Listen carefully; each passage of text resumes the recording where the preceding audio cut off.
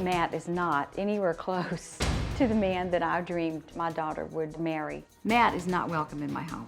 I don't want him in my house. I don't want him in my yard. Matt was evil. My family would very much love for me to call off this relationship. He didn't match up socially, economically, or culturally to my daughter.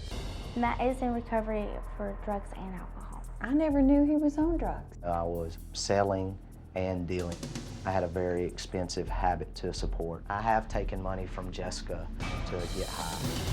Matt has done some things that frightened me. Matt used to be violent towards me, but it was not all the time. I pushed Jessica a few times. He's hit me in the arm, but he'd never hit me in the face. Matt has followed Jessica just to make sure she doesn't go around anybody else. That would be stalking. I cut the tire on Jessica's mother's car.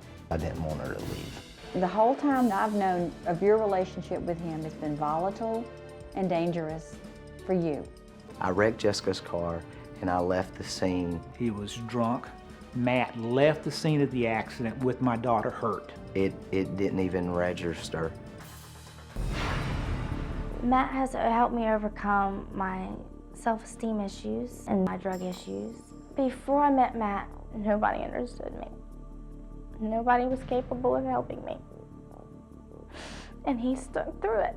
He was strong and he helped me through it. And I just love him so much for it. I think Jessica stays with Matt because she just wants to be loved. I think Jessica has a self-esteem issue. I don't understand how somebody can come in from the outside, just conquer and destroy. It's just wrong.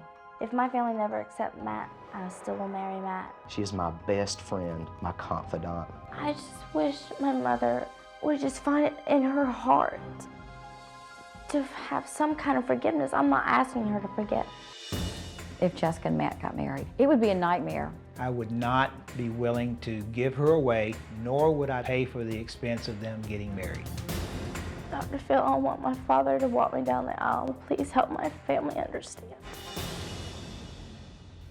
Why are you so dead set against this? What is the issue here? I mean, she's saying, look, he's changed. He's a different person now.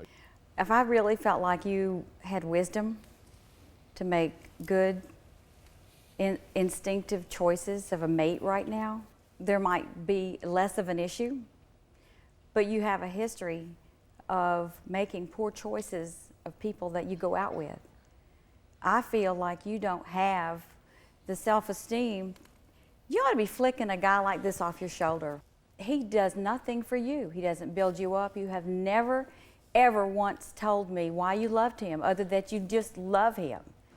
Can I say, the only reason I never said anything is because every time I come out with you anything, you had something negative come back at me, and I don't like talking to you about things because it hurts me every time you say something negative. You just don't want to face the truth.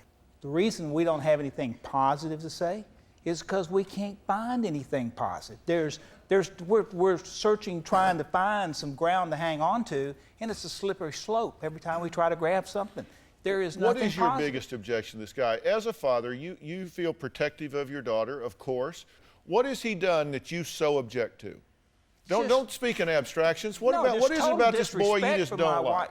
From my daughter's health, well-being, safety, whole ball of wax. I mean, evidence when he left her at the wreck, when he slashed her tire so she couldn't leave the apartment to come, get help. Those kind of things just say my interest is in myself, not in the person that I'm with, that I'm going to keep that person under control.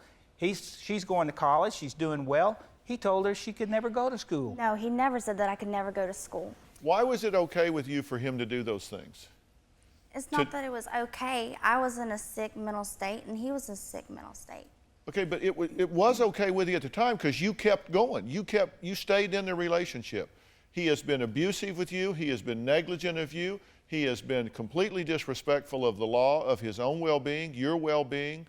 He's put both of you at risk. I'm not saying you've been innocent in all this. We'll get to that in a minute. But why has that been okay with you? Do you have a story or a question for me? Click the link in the description and tell me what in the world is going on.